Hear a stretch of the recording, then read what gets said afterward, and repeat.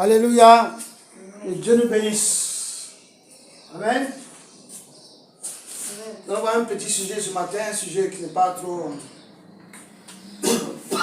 qu'on a déjà vu, qui est la course chrétienne. La course chrétienne. Avant, on était païens. Après, nous avons accepté Jésus. Nous sommes passés par le baptême. Amen. Le baptême d'eau. Jésus-Christ nous a baptisé de son Esprit Saint. On a reçu le Saint-Esprit. On a reçu la puissance du Saint-Esprit. Parce que la Bible dit dans Acte 1:8, vous recevez une puissance. Amen. Quand le Saint-Esprit survenant sur vous, vous recevez une puissance. Donc si nous avons le Saint-Esprit, ça veut dire qu'on a reçu la puissance. Le Saint-Esprit ne vient pas sans sa puissance. Non. La Bible dit, vous recevez une puissance.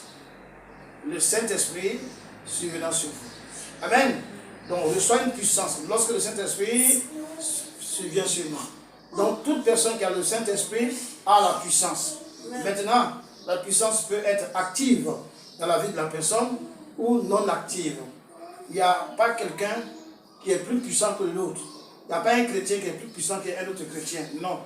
Le même esprit qui est en toi, c'est le même esprit qui est dans le pasteur, c'est le même esprit qui est dans le prophète, c'est le même esprit qui est dans le docteur, c'est le même esprit qui est dans le pasteur, c'est le même esprit qui est dans l'évangéliste, c'est le même esprit qui est dans l'apôtre.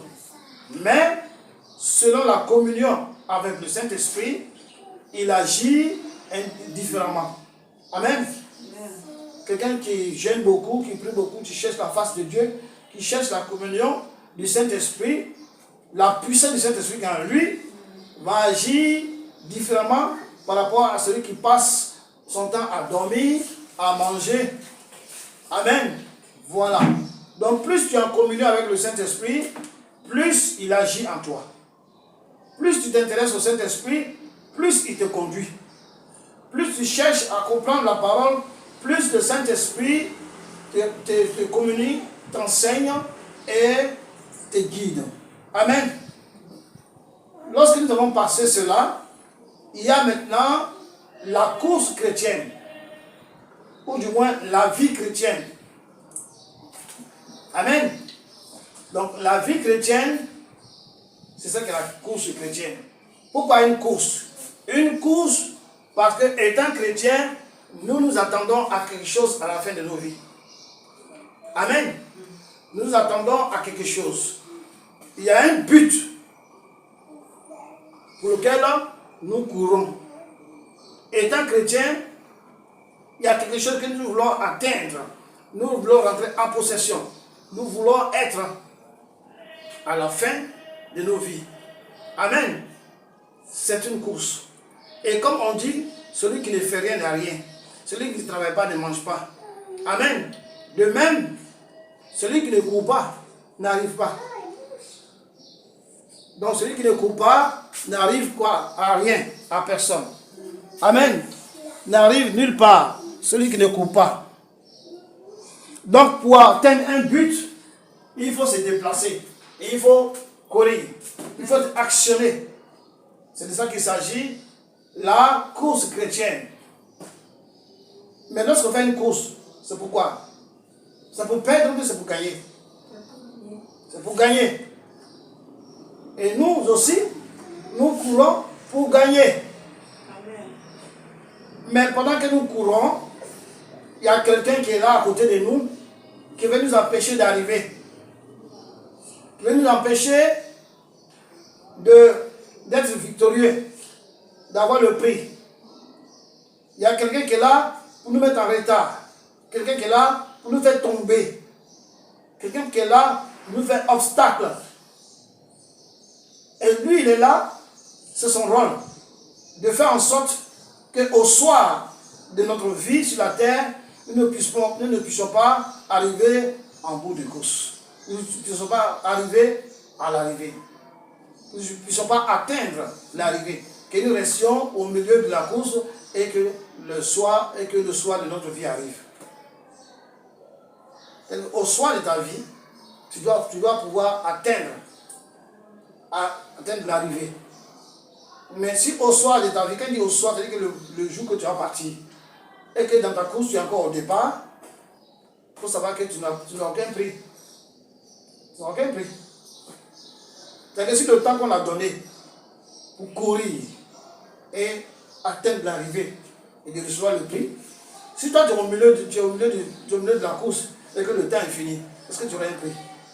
Tu es au départ et puis le temps est fini. Amen.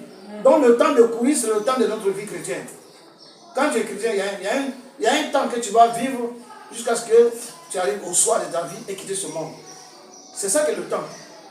Donc si à la fin du temps, au soir de ta vie sur la terre, et que ta vie chrétienne, la course que tu as commencée, est encore au départ ou au milieu, ça veut dire que tu n'as aucun prix.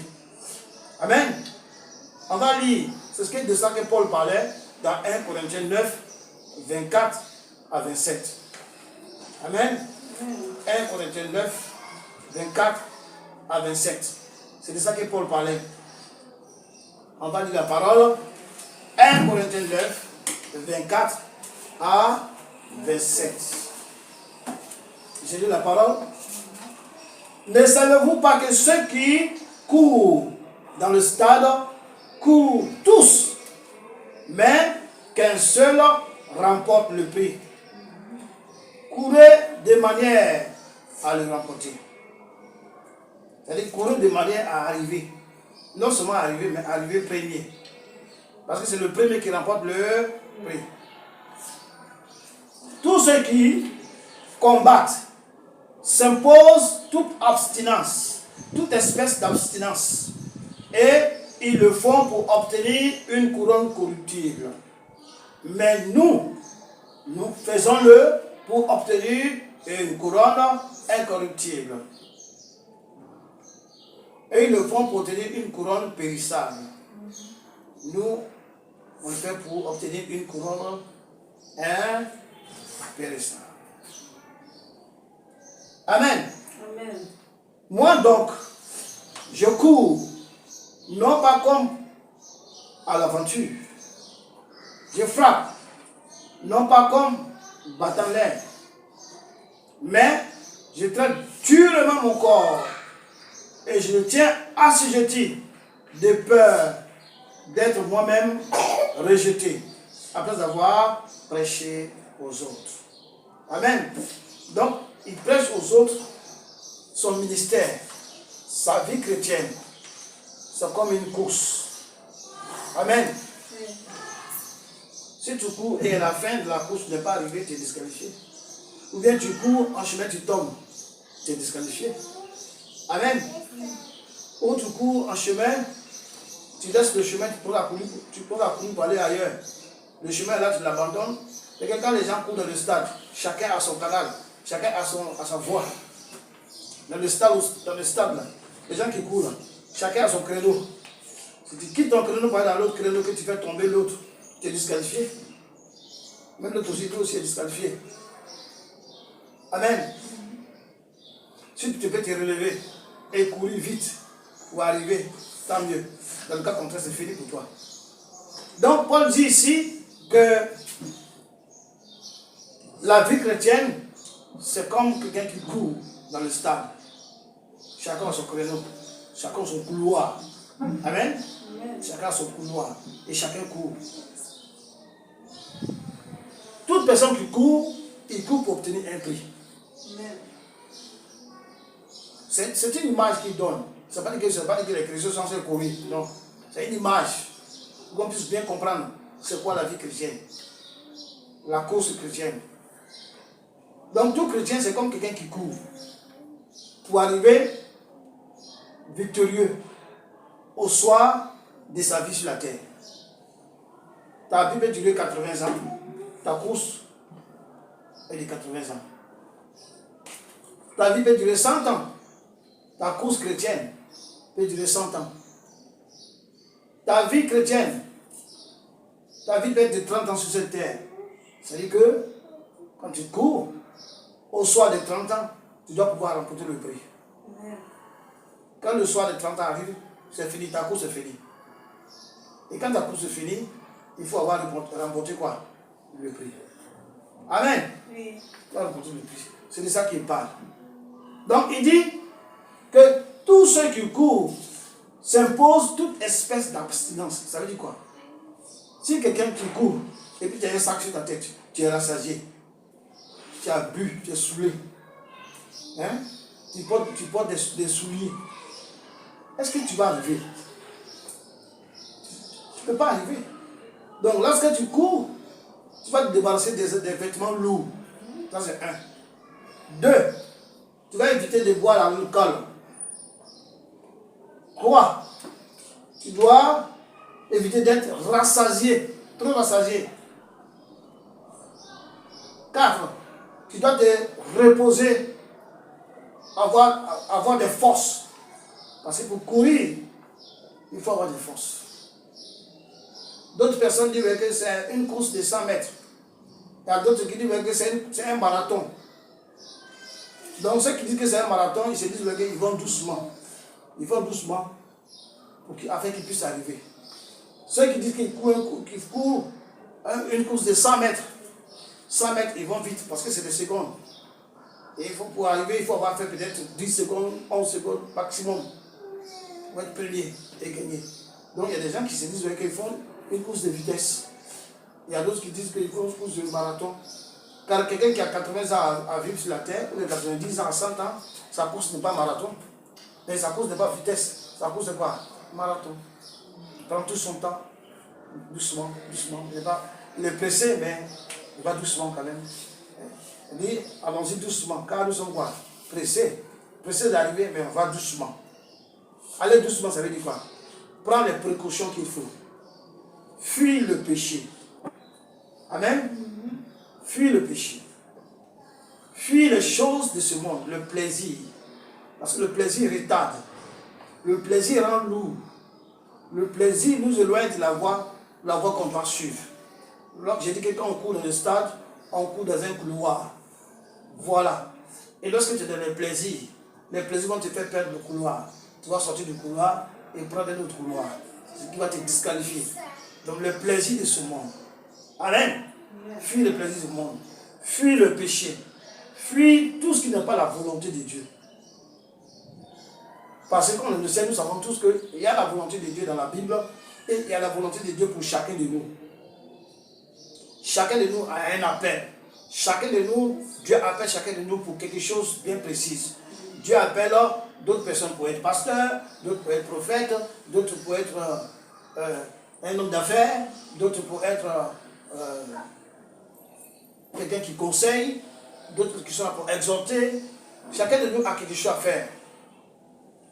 Dieu appelle des femmes, certaines femmes pour être des mères de famille, pour donner conseil aux jeunes filles. Dieu appelle les mamans pour épauler les uns les autres. Amen. Il y a des mamans qui aiment nettoyer dans l'église. Elles aiment ça, ils font ça. Certainement, c'est leur appel. Elles sont dans la propreté. Il y a des mamans qui sont là pour soutenir l'église financièrement. Et les hommes aussi, bien sûr. Amen. Oui. Chacun a son appel. Et Dieu doit te dire que ma fille, mon fils, je t'appelle, voilà à quoi je t'appelle. Amen. Oui. Moi, pour le savoir, j'ai beaucoup prié pour savoir c'est à quoi Dieu m'appelle. L'œuvre que j'avais commencé au départ, j'étais en brousse. C'était en brousse. Voilà. Je faisais l'œuvre d'un pasteur, après j'ai fait l'œuvre d'un évangéliste.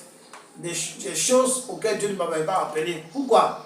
Parce que je n'avais pas pris le temps de chercher le Seigneur, chercher la communion du Saint-Esprit, afin d'avoir la révélation de mon appel. Chose que j'ai faite, bien sûr, Dieu a envoyé des personnes vers moi pour me le dire. Amen. Là, Dieu t'appelle à telle chose. Des personnes qui sont venues de loin, des autres pays, pour se déplacer uniquement, pour venir me voir, pour m'annoncer, pour me dire, voilà ce à quoi Dieu t'appelle. Amen. Et lorsque j'ai reçu cette révélation, j'ai fléchi chez nous pour demander à Dieu, et Dieu m'a donné de plus amples explications de ce que je dois faire. Amen.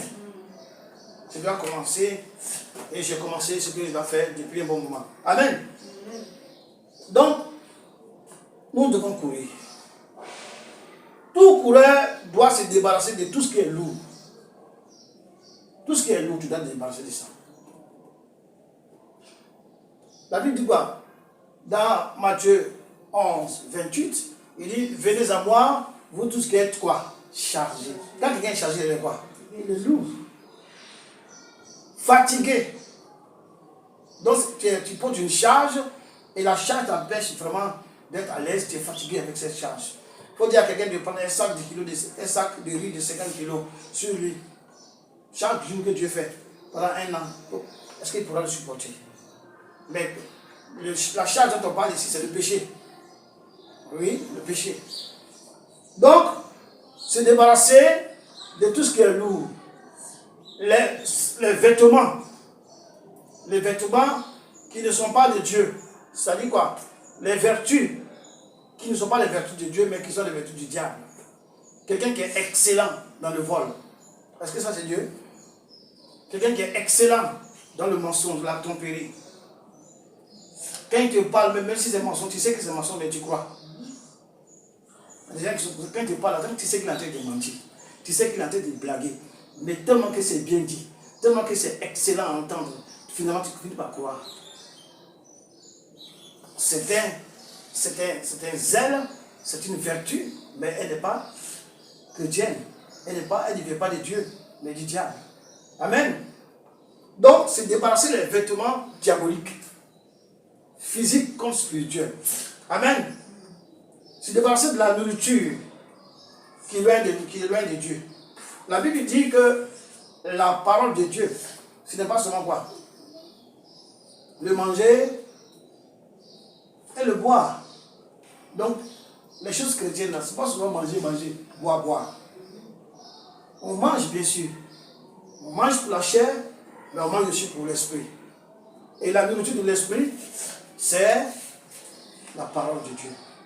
Et si nous ne mangeons pas, aussi bien que nous mangeons la nourriture physique pour avoir la force physique, si nous ne mangeons pas la nourriture spirituelle pour avoir aussi la force spirituelle, alors nous vivons pour le ventre. Et il y a des gens qui vivent pour le ventre.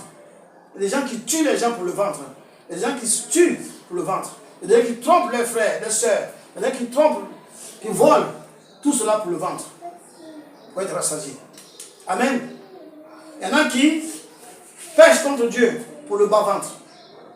Il y a le ventre et le bas-ventre. Amen. La Bible dit de choisir la nourriture qui nous donne la force spirituelle. En un mot, de manger, bien sûr, mais de jeûner aussi. Et dans le jeûne, nous mangeons davantage la nourriture de Dieu, la nourriture spirituelle. Amen. Amen. Donc tout ce qui va nous nuire dans la marche avec Dieu, tout ce qui va nous nuire dans la course pour arriver à destination, pour arriver à prendre le prix, on doit s'en débarrasser. Amen. Amen. On doit s'en débarrasser.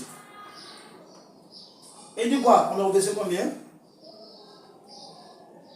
Toute abstinence, toute excès d'abstinence. Et ils le font pour obtenir une couronne corruptible. Mais nous, faisons-le pour obtenir une couronne incorruptible. Ça veut dire quoi? Les gens qui courent là, les athlètes là, ils courent pour avoir les quoi? Médailles. Médailles d'or, médailles d'argent, médailles de bronze. Ce sont des couronnes, ce sont des prix qu'ils gagnent. Mais eux, ils courent pour quoi? Pour les couronnes qui demain seront sans valeur. Après avoir gagné, un an après, bon, ça devient nostalgique. Mais nous, nous courons pour un prix qui n'est pas périssable. Un prix éternel. Amen. Un prix qui nous donne une vie éternelle. Une couronne qui n'est pas périssable, qui n'est pas corruptible. Et ça, comme les gens du monde s'abstiennent de beaucoup de choses pour gagner de ces prix corruptibles, nous aussi, nous devons nous abstenir de beaucoup de choses pour gagner le prix incorruptible. Amen. Il dit, moi donc je cours, non pas comme à l'aventure, je frappe, non pas battant le vent. Donc lui, il dit, il court. Lui, sa course là, ce n'est pas une course d'aventure. Il y a beaucoup de personnes qui viennent à l'église, ils viennent à l'aventure. Il dit, tu deviens chrétien. Il ne sait même pas pourquoi les chrétiens. Lui, il vient voir ce qui se passe ici. C'est l'aventure. Il y a un aventurier. Donc il y a des gens qui sont à l'église, ils ne viennent pas pour le salut. Ils ne viennent pas pour la vie éternelle. Ce n'est pas ça que leur problème. Ils viennent parce qu'ils aiment les chants, les gens chantent.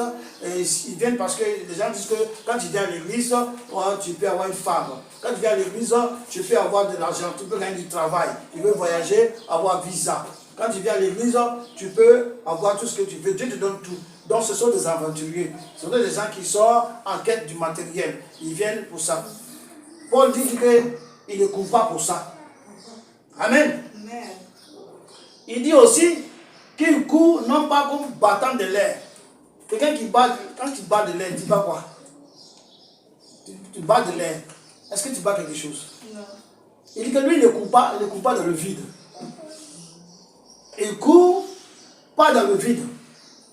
Mais il court pour un but. Et il court pour... Il sait pourquoi il court. Il y a des gens qui courent physiquement pour avoir la santé, n'est-ce pas? Mais avec l'âge, la santé se détériore. Mais si toi tu cours pour avoir la vie éternelle, avec l'âge, la vie éternelle est là.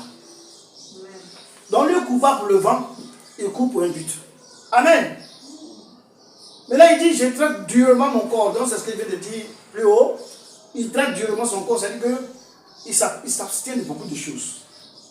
Tout ce qui va l'empêcher vraiment d'être un homme spirituel. Tout ce qui va l'empêcher d'obéir à la parole de Dieu. Tout ce qui va l'empêcher de faire l'œuvre de Dieu. Tout ce qui va l'empêcher d'avoir la puissance du Saint-Esprit. Tout ce qui va l'empêcher d'entendre la voix de Dieu. Tout ce qui va l'empêcher d'être en communion avec le Saint-Esprit. Il traite son corps dur pour se demander ça. Amen. Il tient son corps assujetti. C'est-à-dire que son corps là, il fait en sorte que son corps soit soumis au Saint-Esprit. Soit assujetti au Saint-Esprit. Que tout ce que le Saint-Esprit dise, que son âme, que son esprit, que son corps physique suit ce que dit le Saint-Esprit. Amen. Or, pour entendre le Saint-Esprit, pour recevoir du Saint-Esprit, il faut être celui-là même qui s'intéresse au Saint-Esprit. Ceux-là qui cherchent la communion du Saint-Esprit. Comme c'est dit dans 1 Corinthiens 1, verset 9, que Dieu nous a accordé la communion de son Fils. Amen. Donc chercher la communion. Lorsque tu as la communion du Saint-Esprit, alors le Saint-Esprit te dira ce que tu dois faire. Donc il tient son corps assujetti. Pourquoi? Il tient en sorte que son corps soit sujet au Saint-Esprit. Soit soumis au Saint-Esprit. Il fait cela pour être dans la voie du Saint-Esprit. Il fait cela pour être dans la volonté du Saint-Esprit. Afin qu'au dernier jour, qu'on ne lui dise pas, non, tu es disqualifié. Il a prêché aux autres. Les gens ont entendu. Ils ont appliqué cela, ce qu'il a prêché. Ils ont obéi à la parole de Dieu. Ils ont marché selon la volonté de Dieu. Ils sont sauvés. Et lui qui a prêché tout cela, au soir de son jour, il dit, mon frère, non, tu n'es pas disqualifié. Donc, de peur de rencontrer cela, il fait tout pour être assujetti au Saint-Esprit. Il traite son corps dur, refuser certaines choses, refuser seulement le sommeil, refuser la boisson, refuser l'excès de nourriture, refuser le plaisir, refuser beaucoup de choses. Paul a refusé même le plaisir charnel, le plaisir pour avoir une femme, il a refusé. Tout cela, il dit non. Il va être un singleton, c'est-à-dire qu'il va être seul, il s'assujettit au Saint-Esprit. Tout ce que le Saint-Esprit dit, c'est ça qu'il fait. Il ne veut pas être dérangé par les enfants, être dérangé par la femme. Ah, il n'y a pas la nourriture aujourd'hui, les enfants doivent aller à l'école. Non, tout cela dit mon frère, tout ça c'est un problème. Amen. Et la Bible dit que celui qui a une femme, tout son problème, c'est de penser au bien-être de la femme. Toute femme qui a un mari, tout ce qu'elle pense, c'est comment plaire à son mari. Amen. Or, ces choses-là doivent passer en deuxième position vis-à-vis du Seigneur. Donc, tu dois dire, oh, qu'est-ce que je dois faire pour le Seigneur? Qu'est-ce que le Seigneur me dit aujourd'hui? Être prêt à entendre le Saint-Esprit et obéir. Mais lorsque tu es marié, tu cherches à plaire à ton mari. Le mari cherche à comment faire pour que sa femme soit à l'aise. Comment faire pour que les enfants puissent aller à l'école. Dans beaucoup de foyers, ce qui devait être secondaire devient quoi? Primaire. Ça devient premier. Or, ça devient secondaire. Donc, c'est pour tout cela que le gars l'a dit, mon frère. Moi, je crois que c'est mieux de ne pas se marier. Mais celui qui brûle, celui qui sait qu'il ne peut pas tenir, il n'a qu'à se marier.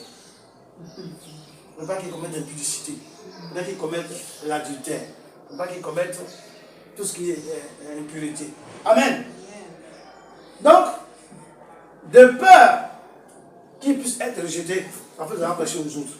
Donc, tout ce qui va nuire à notre course, à notre vie spirituelle, nous devons nous débarrasser de cela.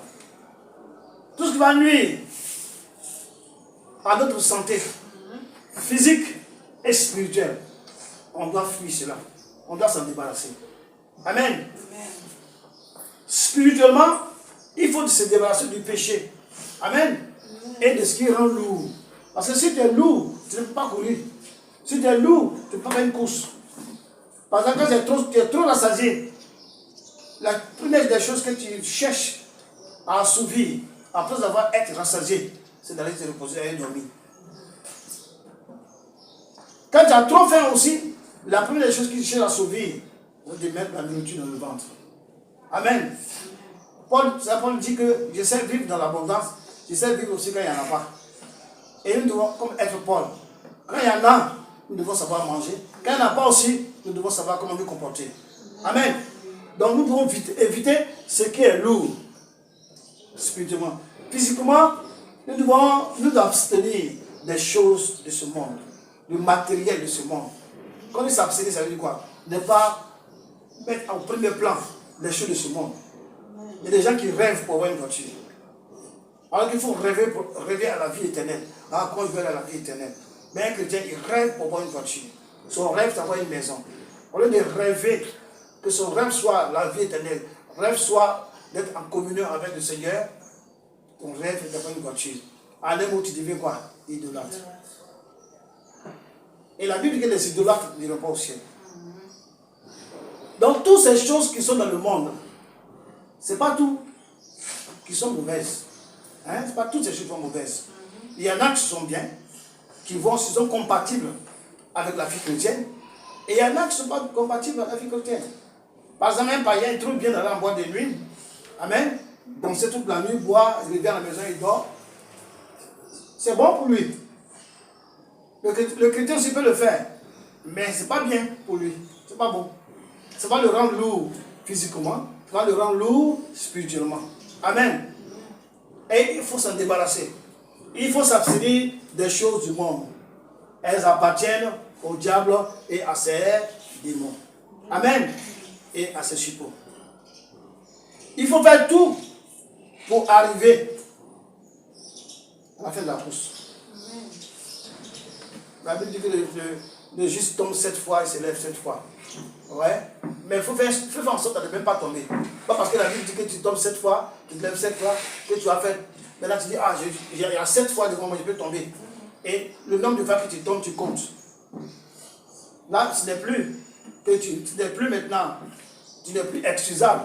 Parce que tu fais sciemment des péchés, parce que tu sais que 7 fois tu vas tomber, 7 fois tu vas te lever. Tant mieux. Si tu tombes 7 fois que tu te lèves, tant mieux.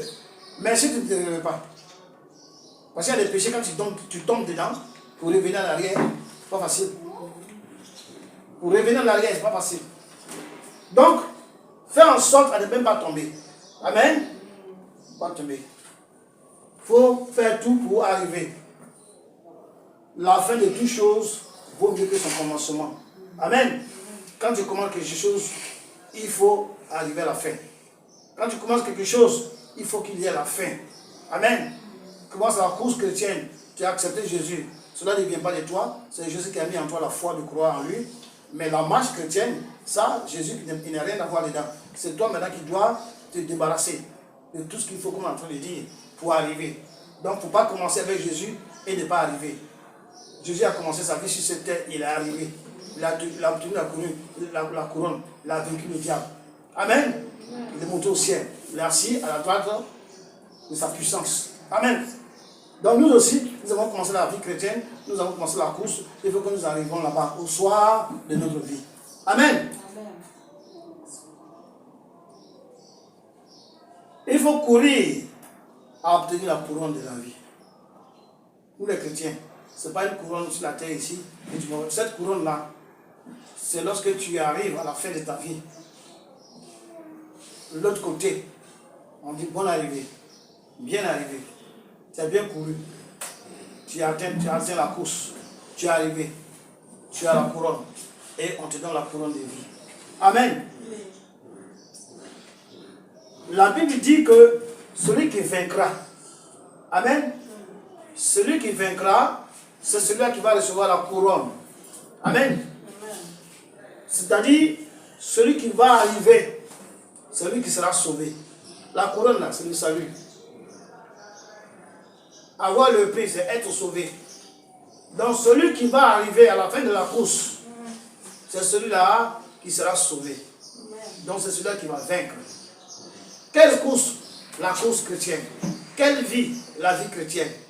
Amen. Ça, c'est ce qu'on vient de voir. Ça, c'est ce qu'il faut faire soi-même pour arriver. Amen. Mais la Bible dit aussi que nous devons faire le bien. Amen. Amen. Tu es chrétien, tu dois faire le bien. On va lire Galates 6, 9 à 10. Galates 6, 9 à 10. Galates 6, 9 à 10.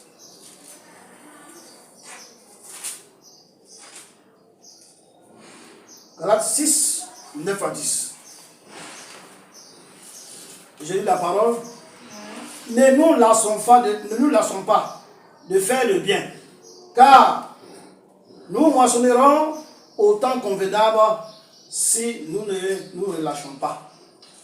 Amen. Ainsi donc, pendant que nous en avons l'occasion, pratiquons le bien envers tous et surtout envers les frères à la foi. Donc il dit de faire le bien, de pratiquer le bien. Hein? C'est une bonne chose. Mais il faut pratiquer le bien surtout envers les frères à la foi. C'est-à-dire que tu dois faire beaucoup de bien à ton frère chrétien. Amen. C'est vrai qu'on doit faire le bien aux gens, à tout le monde. Mais surtout, ce qui est primordial, aux frères chrétiens. Parce que tu ne peux pas te regarder faire le bien à un païen, alors que ton frère en Christ, ton frère de la foi, a un besoin.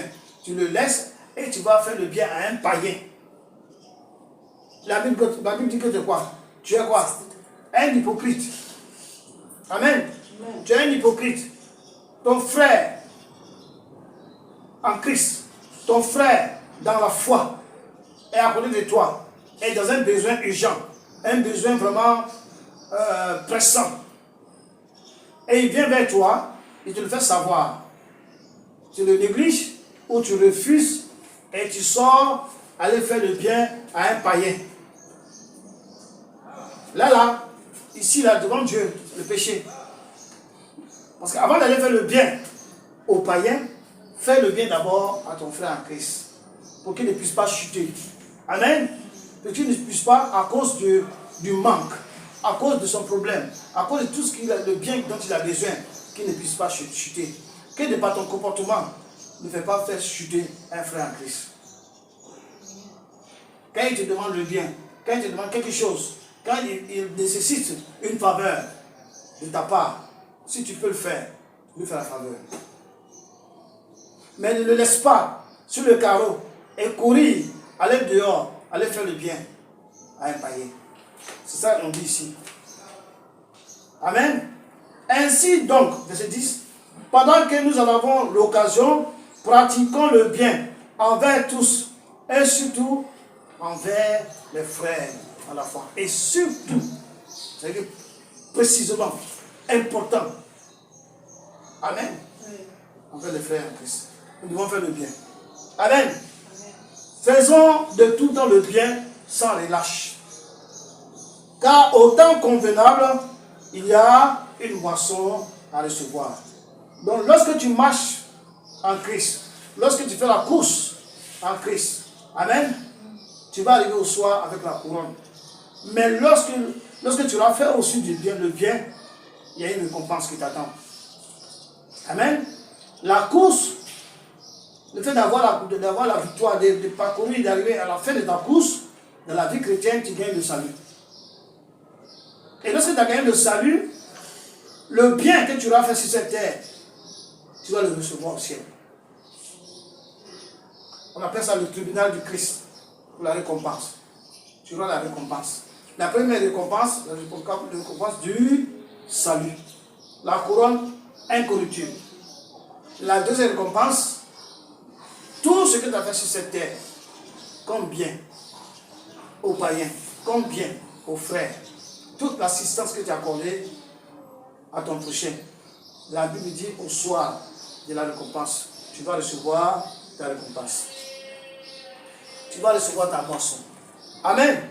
Donc tout ce qu'on fait comme bien sur la terre ici, on a été semé comme ça. Et la Bible dit de ne pas être quoi? Hypocrite.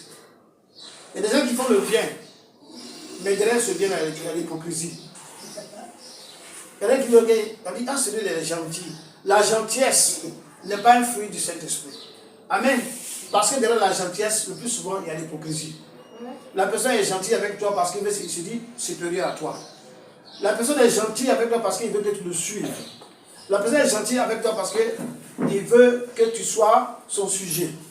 La personne est gentille avec toi pour que tu puisses te dominer. La personne est gentille avec toi pour qu'il puisse recevoir des faveurs vis-à-vis de toi.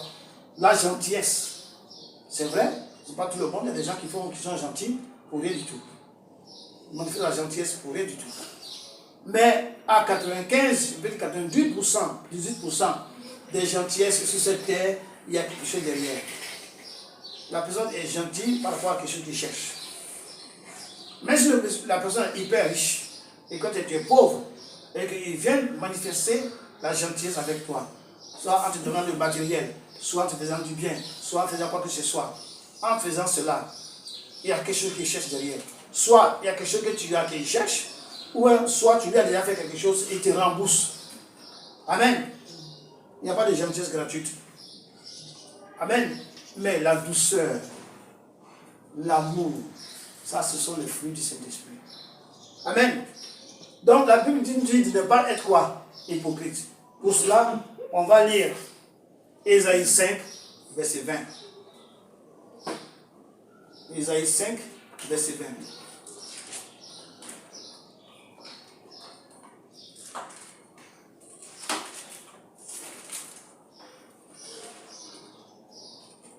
Ésaïe 5, verset 20. Amen. J'ai lu la parole. Malheur à ceux qui appellent le bien mal. Pardon, qui appellent le mal bien et le bien mal. Qui changent les ténèbres en lumière et la lumière en ténèbres. Qui changent l'amertume en douceur et la douceur en amertume. Amen. Malheur, verset 21, à ceux qui sont sages à leurs yeux et qui se croient intelligents. Amen. Donc, il y a des hypocrites. Lorsque toi tu as un malheur, il vient être gentil, il vient faire du bien, pas parce que tu es dans le malheur, mais il profite de ce malheur-là pour se glorifier dans ta vie, pour venir se glorifier, pour venir se dire qu'il est quelqu'un d'important, pour qu'au soir, par exemple, lorsque tu as perdu un parent, il vient contribuer. Cette contribution, il ne la fait pas vraiment par amour, mais il a fait pour qu'on dise demain que ce type-là, au final de tel titre, il a fait telle chose, il a donné un mouton, un peu, il a donné 500 000, 1 million. C'est une gloire pour lui. Il profite du malheur des autres. Amen. Et ce malheur-là, c'est un bien pour lui. Est-ce que tu comprends? C'est un bien pour lui, parce qu'il se sert de ce malheur-là pour qu'il se fasse du bien lui-même, pour qu'il soit traité de bien, de bon. Amen. Donc, il y en a aussi qui changent le bien en mal. Amen. Ils utilisent toi ton bien pour produire le mal. Amen. Qu'est-ce qui se passe? Par exemple, le plus souvent c'est avec le sorcier. Lorsque le sorcier, tu viens te voir, ma fille, mon fils, tu lui donnes de l'argent, tu dis, maman, va acheter le pain, papa, va acheter telle chose, va acheter la voiture, va acheter ça. Le bien que tu lui donnes, il va transformer ça dans le monde de la sorcellerie en mal, pour venir te faire le mal. Il va dire, oh, mon fils m'a donné de l'argent, mon fils m'a donné une maison, mon fils m'a donné une voiture, mon fils m'a donné, il a mis de l'argent dans mon compte bancaire. Tout le monde voit le bien. Mais lui, il transforme ce bien-là en mal. Pour venir attaquer la vie physique et spirituelle. Ou attaquer les finances de son fils, de sa fille. Et il transforme le bien en mal. L'hypocrite. Le méchant, je vais dire même. Amen. Donc, il change les ténèbres en lumière, il change les lumières en ténèbres. Malheur aux gens qui se font sages à leurs yeux. Eux, à leur propre yeux, ils sont sages. Quelqu'un fait dire, je suis sage, je suis intelligent. Amen. Parce qu'il a utilisé la vertu, le malheur des autres pour se glorifier. Il dit qu'il est intelligent. Il dit qu'il est sage. Il a utilisé le bien qu'on lui a fait pour produire le mal. Il dit qu'il est intelligent. Amen. Malheur à ces gens-là. Donc, vraiment, nous ne devons pas être hypocrites. Ce sont les gens du monde qui font le bien pour qu'on le leur rende. Qui font le mal pour leur propre plaisir. Nous, les chrétiens, quand on fait le bien, ce n'est pas pour qu'on nous rende ça, c'est pour qu'au soir, à l'heure de la récompense, que notre Dieu ait une récompense que nous avons sévi sur la terre. Nous ne faisons pas le mal. Si les gens nous font le mal, nous ne le remboursons pas. Pour qu'au soir de nos vies, devant le Christ, que Dieu nous dise, tu as reçu ça, mais tu n'as pas remboursé. Tu n'as pas été rancunier. Tu n'as pas été revanchard. Parce que la Bible dit, à moi la vengeance et la rétribution. Tu obéis à la parole de Dieu lorsque tu fais le mal et que tu ne réponds pas. Tu obéis à la parole de Dieu parce que la vengeance et la rétribution appartiennent à Jésus-Christ. Et lorsque tu ne réponds pas, au soir de la récompense, il va te le rappeler. On t'avait offensé, on t'avait insulté, on t'avait critiqué, on t'avait traité de faux pasteurs, on t'avait critiqué, on t'avait traité de faux prophètes, on t'avait dit que tu n'étais pas un homme appelé de Dieu, mais tu n'as pas regardé tout cela. Tu as appris tout cela pour faire tes grades. Tu as fait ça tes grades. Voilà ta récompense. Et c'est ce que je fais. Toute personne qui me dit que tu n'es pas appelé de Dieu, tu n'es pas un pasteur, tu n'es pas un prophète, toute personne qui dit que tu es un faux, moi je sais qui m'a appelé. Et je sais la communion que j'ai avec mon Dieu. Et je sais ce que mon Dieu me demande de faire. Toute autre personne qui s'insurge contre cela, il combat Dieu. Toute personne qui s'oppose à cela, qui conteste cela, tu contestes Dieu. Si je suis vraiment un appelé de Dieu, et que je suis vraiment un ministre de Dieu, et que toi tu contestes avec Dieu. Et au soir de ta vie, Dieu va te le reprocher. Et ça risque de te faire partir en enfer. Qui es-tu pour contester avec moi? Moi j'ai appelé mon serviteur. Qui es-tu pour contester cela? J'ai appelé cet homme pour œuvrer. Même s'il est dans le péché, s'il commet le péché, c'est moi qui dois le juger. Qui es-tu pour le juger? Toi qui fais les mêmes choses. Tu juges la personne, mais tu fais les mêmes choses. Amen. Faisons très attention de ne pas être hypocrite. Obéissons la parole de Dieu, car il y a une course à atteindre. Amen. Il y a une course à faire, à atteindre. Et dans la course, nous devons faire le bien. Amen. Dieu nous bénisse.